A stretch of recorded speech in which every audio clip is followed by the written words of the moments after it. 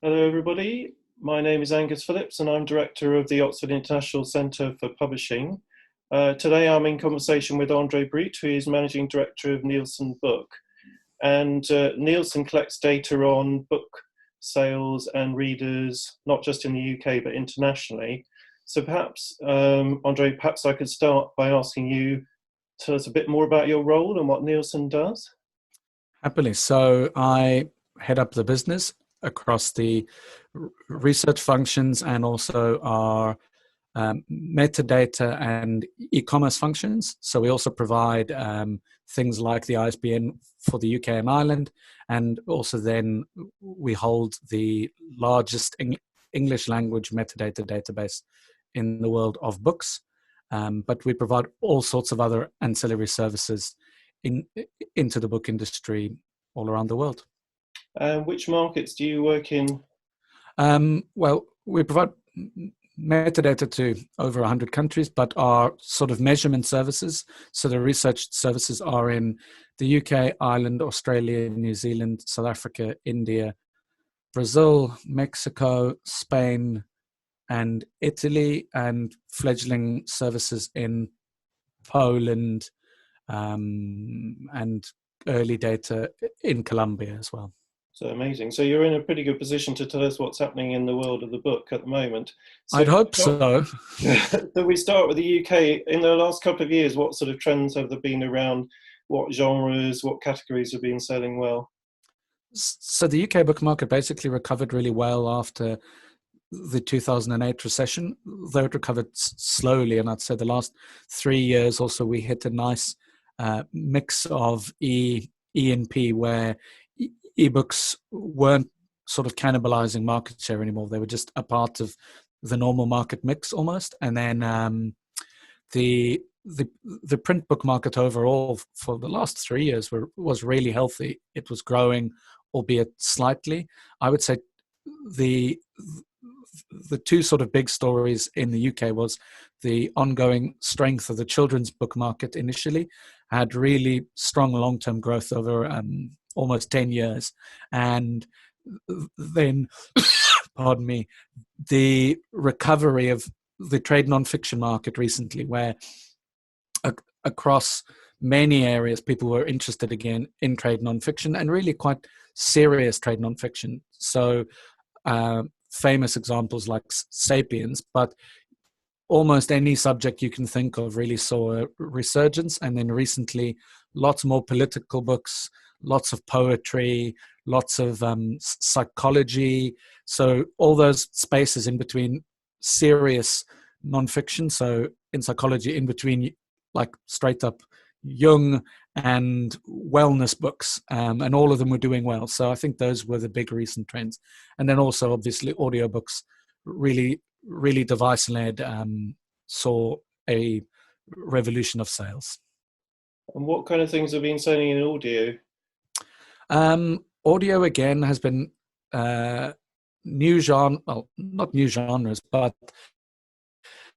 non-fiction and biography, humor did well, science fiction did well, and the audio market gets really interesting if you begin to think what's really an audiobook. Is a podcast an audiobook or not? And I think there's a really interesting academic debate to be had there, and there's also some interesting business model evolutions happening there about sort of turning sort of podcast series almost into books, and then turning books into podcast series, and also linking them into Netflix series. So there's a lot of innovation happening there in the sort of content that is created, but also the way that content is also then sold.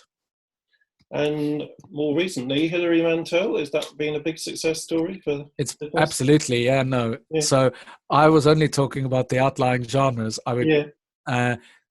the big blockbusters continue to be a big feature of the book market, and I like them, and I believe they will continue to be one. So yeah, yes, that book did really well, as did the new, David Walliams. So we'll always have big hits.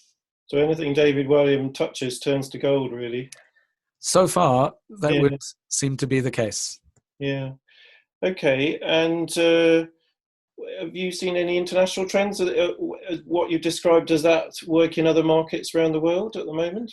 No, the markets are really different from each other. We could easily spend an hour on only the markets in the past. So really roughly, I mean, markets like India and Brazil and South Africa have a much higher focus on educational books and self-improvement books. You have a younger population. The UK has a much older sort of population profile. Those markets, because it's a younger sort of group, there's lots of people in education or shortly out of education. And then obviously also the local impacts of things. So I don't know, in South Africa, a sort of perennial bestseller is actually a dictionary. I think it's actually the Oxford Dictionary, because almost every household will be buying that for their school kids every year. Whereas in some markets, school books are actually a part of the school purchasing program, not the individual one. So things like that also skew markets significantly. And then some markets like Australia, for whatever reason, has a much stronger children's book market than some of the others proportionately. Whereas Italy is stronger in fiction, Spain's also stronger in fiction than in let's say children's book or actually nonfiction, and it's just how the markets are. Yeah, and for example, Spain had a tough time for a number of years and then seemed to be doing better recently. Is that right?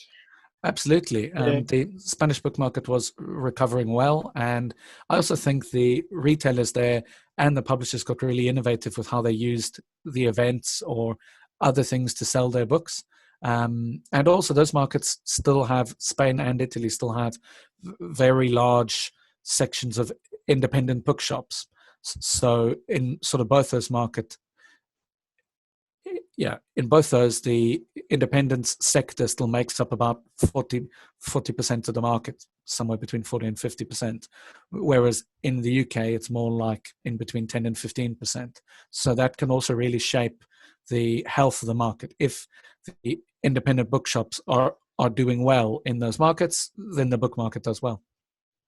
And obviously, we're talking at a time when the coronavirus is hitting many markets around the world. Yes. Presumably, you can't pick up book sales in the same way at the moment. Really frustratingly, we can't. For a business that has a huge part of it being measuring book sales, it's really hard to measure book sales throughout the interruptions, but in some cases there just are no book sales. So the Indian lockdown is complete, so there are no book sales, which is a really insane thing really to imagine, that in all of India in a week zero books were sold. And we could see how fast the lockdown happened there, and it really only took a week before there was zero bookshelves and everything was shut down. And then South Africa is very similar, that the lockdown is really complete. Incomplete lockdowns like the UK and more strict lockdowns like in Italy and Spain will obviously still impact the market, but other markets where the lockdown is complete, there just are no book sales. I do have a little bit of data that I could show there about the Italian book market, because it is a bit interesting. Okay. We can see what happened there, because it's a good example, and also because I have the data. In the UK, we all have the data, but it's hard to actually publish it because the mix of the panel members would lead to retailer confidentiality being breached. So we're working on ways of publishing it retrospectively, but we can't do it as normal. It's also just really hard to measure, because you don't know if a shop isn't sending you data because they haven't sold anything or because they're closed.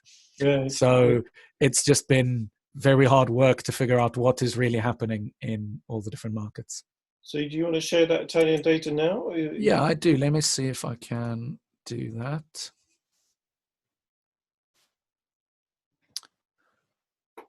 Can you see that all right? It's probably a bit small. Let me make it slightly bigger. So in Italy, we split the book market by a number of chains, and I'd say almost ignore the numbers, or I should say channels. I have removed here the total. I don't have any supermarket data in here either, because I think it makes it confusing. we can see that the chain bookshops, and then we can see the independent bookshops in the orange, and the internet as a channel in the lighter color there. And you can really see the slowdown as more people are staying home anyway. Then you can see lots of parents panic buying educational books for their school kids. And then you can see the lockdown hitting, and you can see internet retail sort of doubling in its size. Yeah. And here you can see the slow reopening just beginning. And it shows you the starkness of the picture, as well as the green shoots. Yeah. Yeah, the green shoots at the end. Yeah. No, that's very striking, isn't it? So, I mean, do you think there's quite a strong substitution effect, internet and audio, for print sales at the moment in the markets you're looking at? I would say that this is a good example. I would say probably the UK didn't fall as far as this because Italy's lockdown is much more complete. So ours is more loose.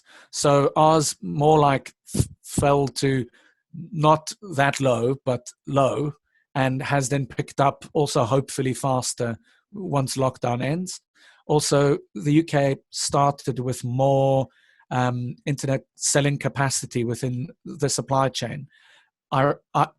Ironically, what was normally the Italian and Spanish markets' strengths of a really large independent sector here became their weakness because they didn't have the infrastructure to have all those books sell online, whereas in the UK, it only makes up maybe sort of 10 or 15% of the market. So the larger shops have more infrastructure to be able to sell online. Hive and through gardeners and other wholesalers have the ability to sort of post you a book. So I would expect the shape is the same. Ours likely didn't bottom out as far, and hopefully ours will also recover a little bit quicker, but the rest will be similar. Do you think, I mean, thinking of these times, have you picked up any indications of particular kinds of literature that might be selling better at the moment? We've heard that Albert Camus' The Plague has been increasing its sales, for example. Yes, I think there was a little bit of that. And as a huge Camus fan, I would strongly recommend not reading The Plague at the moment for your own, I think, mental health. Maybe read it another time. Yeah. It's a good book, though, still. There was a little bit of that, but really it is more, I'd say, educational materials have been a huge thing because there's all the families attempting to educate kids at home. I think we've really seen that. We've seen a really big rise in educational material being bought. There are, and then I'd say the normal big sort of fiction hits. Some of the sort of epidemic related books did sell, but I don't think they'll really continue selling because, as I was kind of joking there, it's only funny for the first little bit and then interesting, and then it just becomes a bit depressing. So, yeah. And what will be hard for the book industry now will be that lots of books which had a sort of launch date and a launch party and the launch marketing plan for now will likely be pushed out. So there will be a slowdown in new product sort of being published. And also in the Italian market, if you were to look at it in more detail, and I think we had a little bit of that in the UK as well, where really distribution systems, they just couldn't cope. So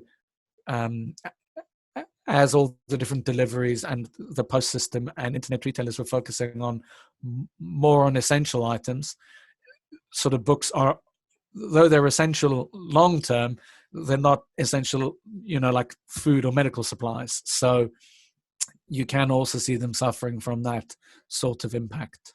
Yeah. So you're an experienced watcher of the book industry over a period. I mean, how does the book industry do? I mean, it looks like we're going to be in a recession for some time. How does the book industry do in those kind of economic times? Historically, the book industry was late to enter a recession and then also late to leave it, because a lot of book sales are habitual or linked to education or things, or really resilient because the price point is quite low, and a person that really likes reading fiction is going to keep on buying it and rather cut back on sort of more expensive luxuries. The real difficulty with forecasting this is because the unprecedented shutting of the retail sector. So if it was any normal recession, you'd have an open retail sector. The issue here is really, how will the retail sector survive? Because there's going to be a lot of the environment that probably isn't going to go back to any kind of normal or sort of pre-shutdown normal for an extended period of time. So if you think about shopping malls are going to struggle to be financially viable, and footfall is going to be reduced. So the issue is going to be, how does the book industry replace incidental purchase? Because internet purchase is really only things I look for, I know I want to buy, and then a big part of the book market is really what we all enjoy, that experience of going into a bookshop and serendipitously finding something. Now, I don't know how it replaces that. So in any normal time, I would have said we will be late to enter it, and then we'll be late to leave it, and we'll fare better than a lot of industries. This time, I don't know how we will cope with that. So that's on the negative side. On the positive side, because the vast majority of sort of book buyers are going to be, fortunately or unfortunately, mainly working from home, educating from home, one of the few things you can still do at home is read. So in theory, like audiobooks and streaming of music, streaming of films, in theory, book sales should be very robust. Now, we'll measure it, and we've actually launched some specific sort of consumer research into this at the moment that we're funding, and it will begin to come out next week or the week thereafter. And it'll be interesting to see, because really what we're trying to track is people's habits. So some interesting things happened immediately, which was audio. Anecdotal evidence showed that audiobook consumption really dropped, actually, as did music listening, because no one was commuting. Right. And that's when lots of that happens. So though it has then picked up again thereafter, though, I think actually overall streaming music is actually slightly down, because we're often in rooms with other people and only one person streams. Whereas if we're all commuting, we each listen to our own different soundtracks. So the overall amount has actually gone down in that case. I think audiobooks and ebooks have done well, and they'll continue. And that will continue. It will be really the browsing experience that'll be really difficult for us to replace. Okay, well, thank you so much, Andre, for sparing the time to talk to me. I know you're very busy, and let's look on the optimistic side for the future of the book business.